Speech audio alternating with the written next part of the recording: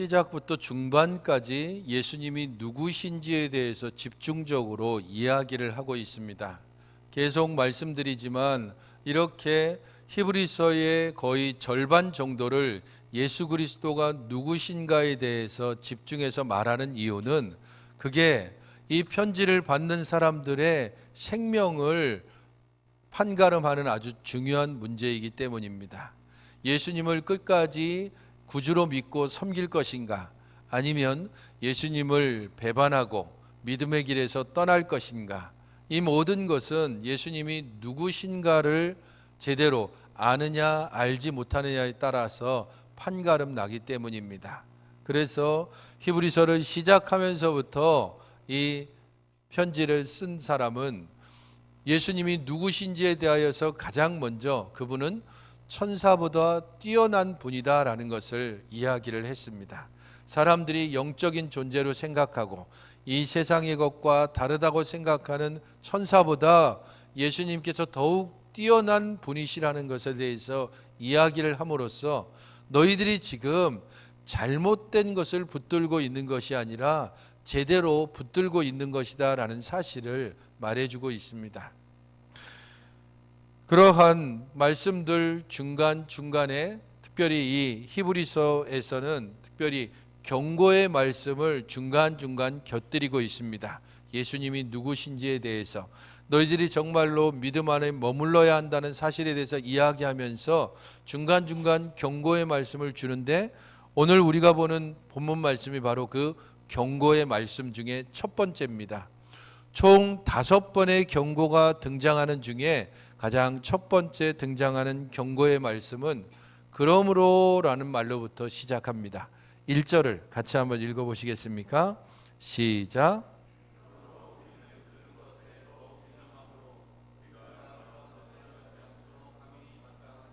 그러므로 라는 말이 나오면 일반적으로 앞의 말을 요약해서 앞의 말과 연관해서 생각되어진다는 겁니다. 그래서 내가 너희들에게 이렇게 이야기했다. 예수님은 천사보다 뛰어나신 분이다. 너희들이 생각하기에 천사는 영적인 존재고 천사는 하나님과 함께 거하고 그래서 대단한 것처럼 여길지 모르지만 그 천사는 결국 예수님께 경배하는 자고 그 천사는 또한 우리들을 섬기라고 하나님께서 보낸 존재다. 그러므로 너희들이 지금 듣고 있는 것을 유념해야 한다라고 이야기를 합니다.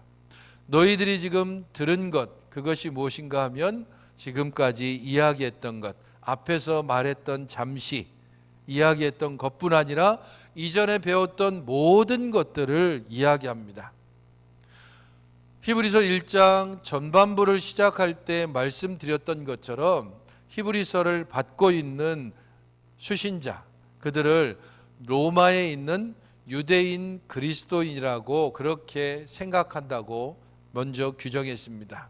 여러 많은 설이 있지만은 그래도 가장 근접한 것은 로마에 있는 유대인 그리스도인들, 그래서 유대적인 배경을 잘 알고 있고 유대의 제사법도 알고 있고 유대의 역사도 알고 있는, 구약을 잘 알고 있는, 그러나 그리스도의 복음을 통하여 그리스도께로 돌아온 사람들, 그들이 바로 지금 이 말씀을 들었습니다.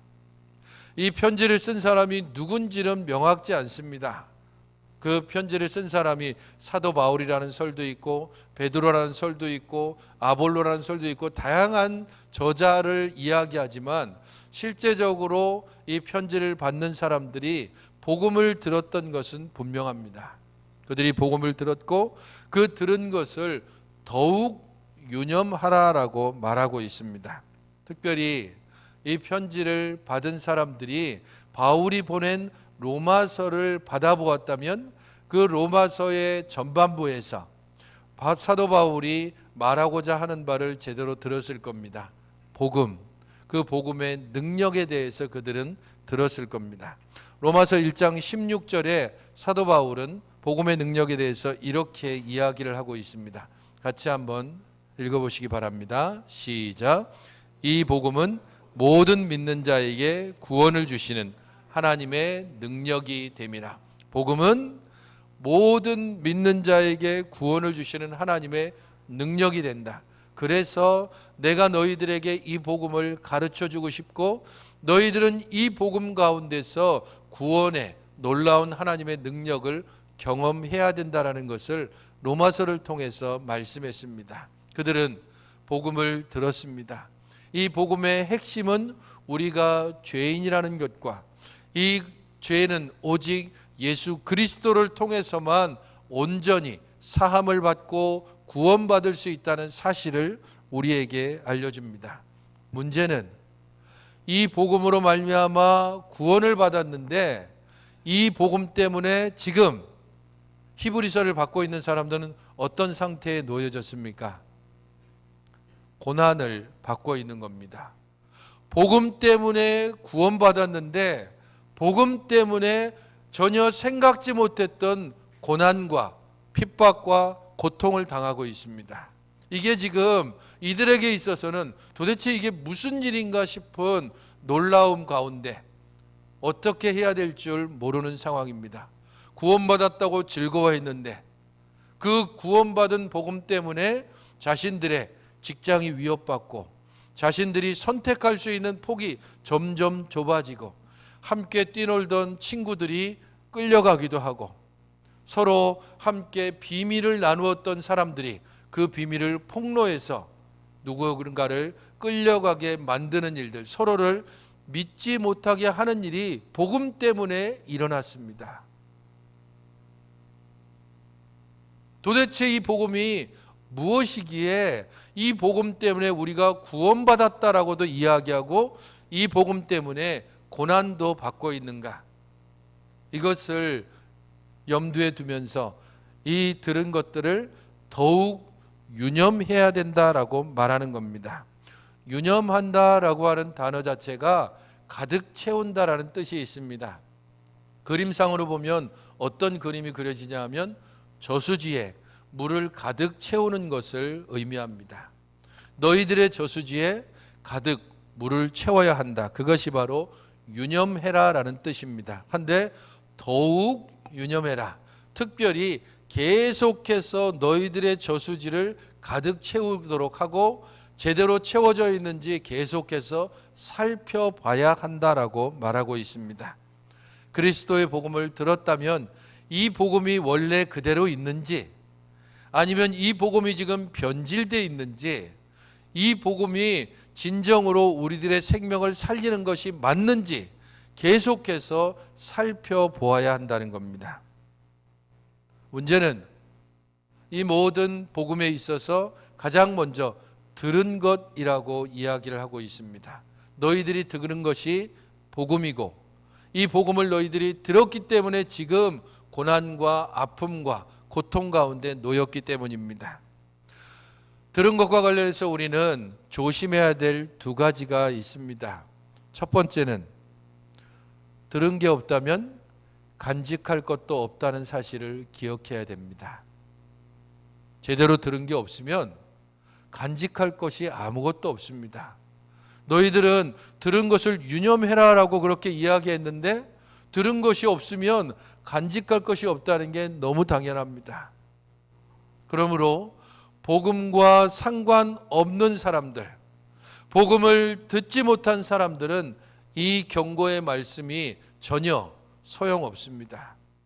복음을 들은 사람만이 이 경고의 말씀과 연관이 됩니다. 우리 자신들에게 질문해 보십시오. 여러분들은 들은 것을 제대로 간직하십시오라고 들었을 때에 난 들은 게 없는데, 그러면 우리는 복음과 상관없는 자입니다. 우리의 저수지에, 우리의 영혼에 하나님의 말씀이 채워져 있지 않다면 우리는 복음을 듣지 못한 자고 어쩌면 복음을 들었을지라도 그것을 깨닫지 못한 사람입니다. 그런 이들을 일컬어서 길가밭이라고 이야기합니다. 씨가 뿌려졌지만 깨닫지 못해서 새들이 와서 먹어버리는 사람입니다.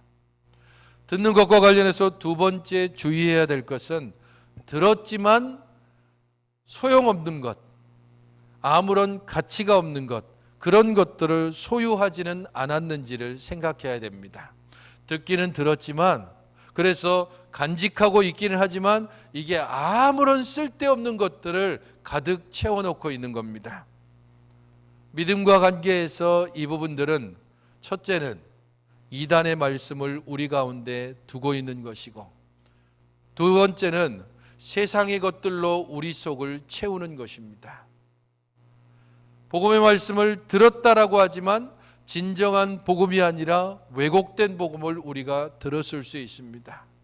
복음의 말씀을 듣기는 듣지만 진정한 가치를 온전히 버리고 우리가 유익하고 또 내 마음에 흡족한 것들만 끌어모아서, 그래서 복음과 상관없는 내가 복음을 온통 우리 가운데 채워놨을 때 그것은 잘못 들은 거고 잘못 간직하고 있는 겁니다.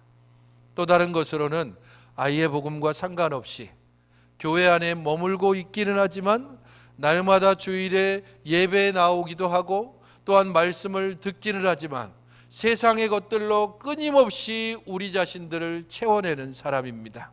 하나님의 말씀을 우리 가운데 가지고 있지만 그것을 내보내고 세상 것으로 끊임없이 채워가는 사람, 그런 이들은 가시떨기와 같은 사람입니다. 가시떨기에 떨어진 씨의 경우가 어떻게 됐습니까? 자라기는 했지만 세상의 염려, 수많은 고민들, 그것이 씨를 결국은 줄기를 막아서 열매를 맺지 못하게 하는 겁니다.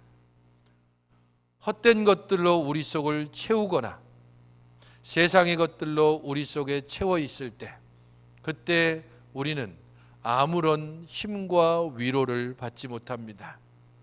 믿음의 시련을 당할 때 우리 속에 가득한 복음이 우리를 위로하고 우리를 새롭게 합니다. 가령 가뭄이 계속될 때 저수지에 가득한 물을 흘려보내서 논에 물로 가득 채우는 것처럼 우리의 믿음의 고난과 시련이 있을 때에 우리 속에 있는 들은 말씀, 참된 복음이 우리를 위로하고 우리에게 힘을 주며 우리를 새롭게 세워가는 것입니다. 그런데 아무것도 우리 속에 채우지 못했다면, 그러면 우리는 시련의 때를 견디지 못하게 됩니다. 그러므로 우리들은 항상 무엇을 듣고 있는지, 우리 속에 무엇을 채우고 있는지를 돌아봐야 됩니다. 가득 채워넣긴 했는데 쓸모없는 쓰레기들로 가득하든지, 가득 채워놨긴 했는데 그게 완전히 다 썩어버린 오래된 옛날 것들이라면 그 물을 통하여 그 어떤 생명도 자라지 못합니다. 그러므로 로마서 10장 17절 말씀을 우리들은 기억하며 다시 한번 우리가 무엇을 듣고 있는지를 생각해야 합니다.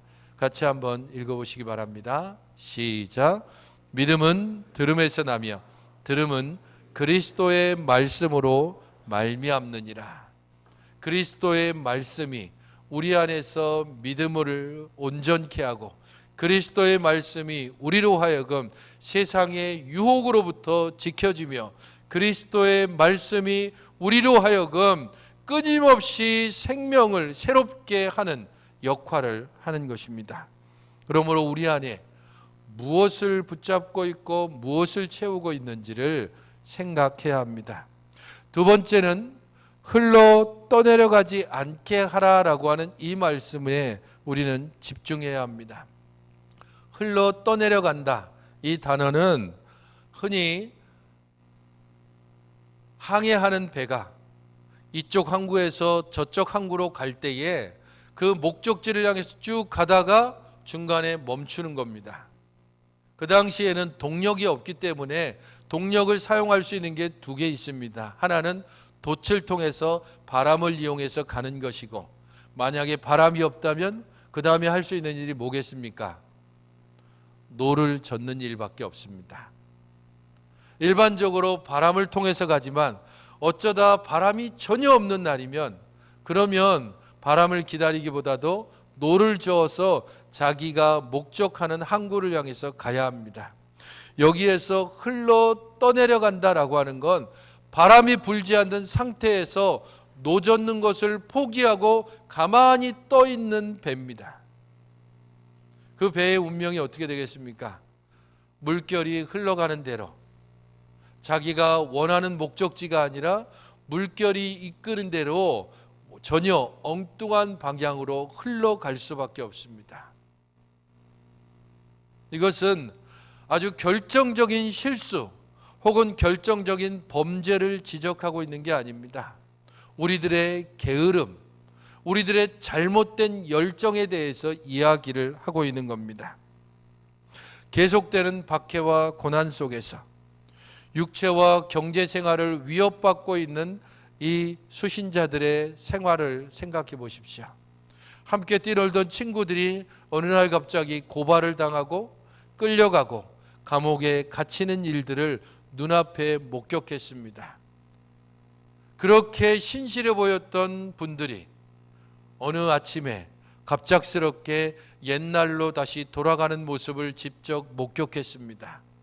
그런 시련과 고난의 세월을 살면서 여전히 믿음을 지켜갈 수 있을까? 여전히 그리스도를 구주라고 고백할 수 있을까? 여전히 그들의 영혼이 하나님의 말씀으로 채워져서 우리 하나님을 향한 온전한 신앙을 고백하며 살아갈 수 있을까? 그 길은 앞에서 이야기했던 유념하라는 것과 연결이 됩니다. 너희들이 이 고난과 이 유혹과 핍박의 상황에서 흘러 떠내려가지 않으려면 그러면 노를 저어야 한다는 겁니다.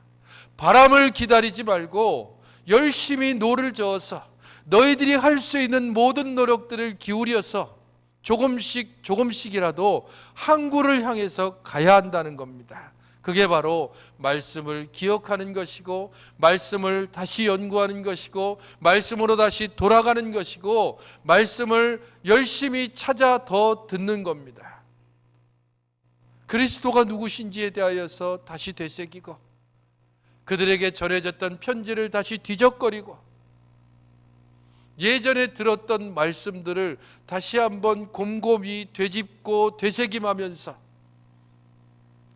그리스도께서 행하셨던 일들, 주가 우리에게 베푸셨던 그 은혜와 사랑을 다시 기억함으로 마음을 다잡고 흘러 떠내려가지 않도록 노를 젓든지 아니면 팔을 젓든지 모든 노력을 다하여 믿음 안에 머물러 있도록 하는 것, 그것이 바로 흘러 떠내려가지 않도록 하는 것이 마땅하다는 의미입니다. 어느 목사님은 이 부분들에 대해서 적용하면서 왜 사람들이 흘러 떠내려가는가, 왜 사람들이 그렇게 열정을 가지고 있던 사람들의 열정이 식어지고 그렇게 뜨겁게 그리스도를 고백하던 자들이 어느 날 세상 가운데서 휘청휘청거리고 있는가? 그것은 아주 작은 것부터 시작된다는 겁니다.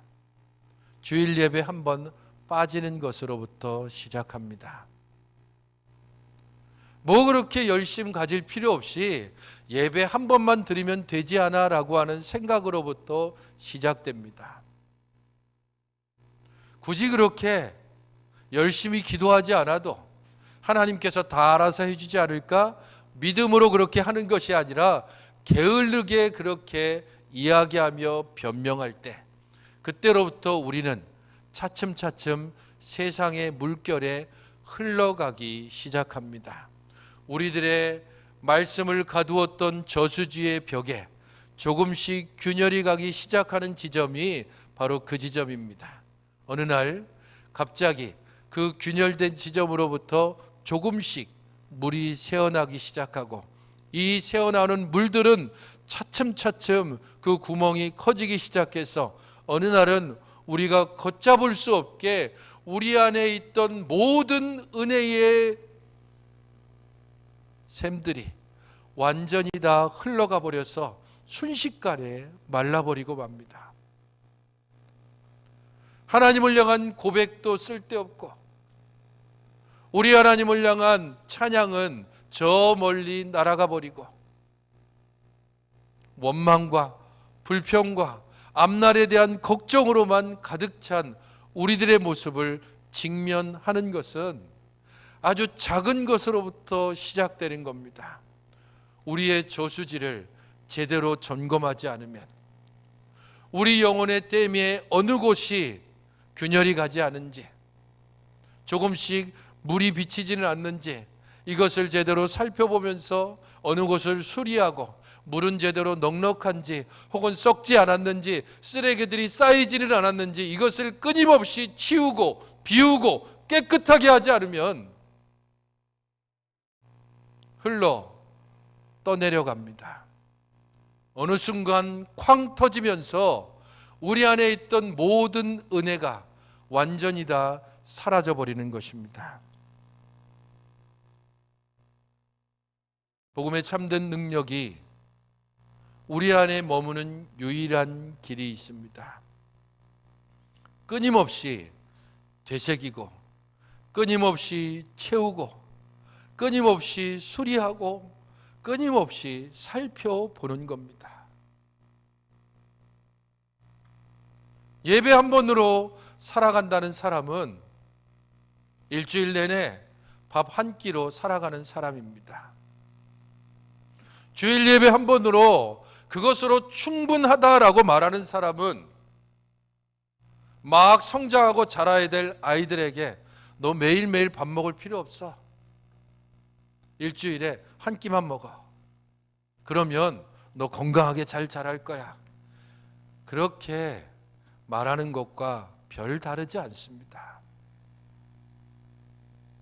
우리의 매일의 삶을, 우리의 영혼이 날마다 깨어서 하나님을 바라보며 하나님의 은혜를 간구하며 우리 안에 있는 은혜가 혹시 마르지 않았는지, 변질되지 않았는지, 혹여 다른 것들이 쌓여서 은혜가 겉으로 보기에는 가득한 것 같았는데 그 밑에 온통 쓰레기로 가득 차 있지는 않은지 스스로를 날마다 점검해 보지 않으면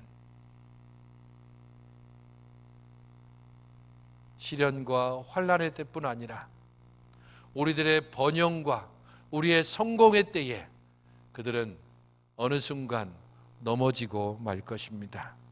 그러므로 여러분들 무엇을 붙잡아야 하는지, 내가 정말로 결코 놓지 않아야 되는 것이 어떤 것인지, 지금 내가 붙잡고 있는 게 바로 그것인지 온전히 스스로를 돌아볼 수 있어야 합니다. 2013년 4월 11일 서울 강북구 송중동에서 두 남매가 깊이 7m의 웅덩이에 빠졌습니다. 누나는 11살이었고 동생은 9살이었습니다. 그 웅덩이는 평소 빗물이 자주 고이는 곳에 빗물을 퍼내기 위해서 빗물 펌프장으로 만든 웅덩이였습니다.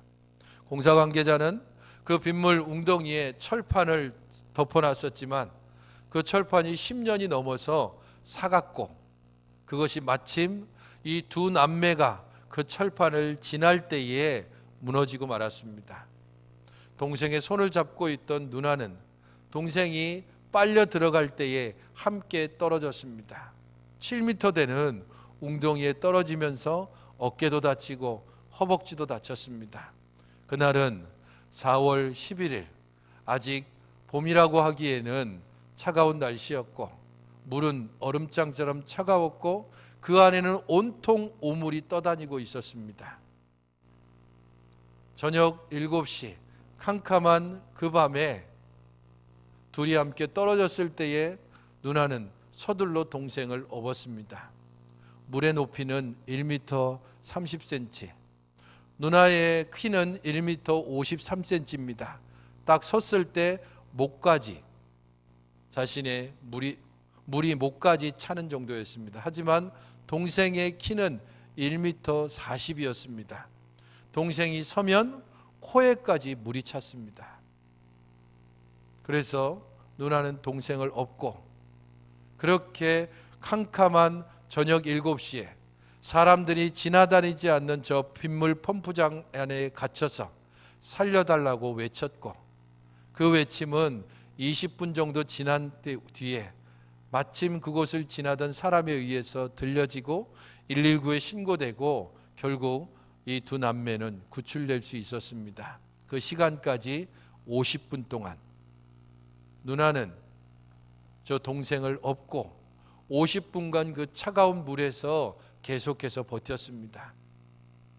동생이 누나 나 내려달라고, 누나 힘들지 않냐고, 나 그냥 뛰어도 된다고 이렇게 말했지만 한 번도 내리지 않고 끝까지 동생을 붙들고 있었습니다.